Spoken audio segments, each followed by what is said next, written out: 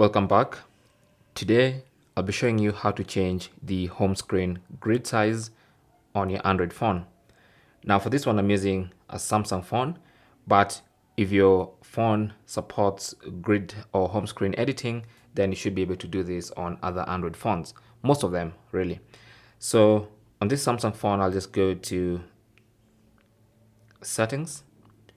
On the main settings page I'll go to home screen, tap on that, and then you should see home screen grid. Now by default it's set to 4x5, so you can tap on that, and 4x5 basically means you have 4 icons per column and then a maximum of 5 rows.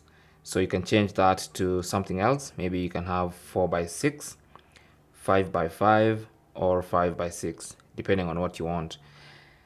So once you select whatever you want, you can just tap on done, and that's going to be your new home screen grid size. Thanks for watching. Comments and questions down below, and good luck.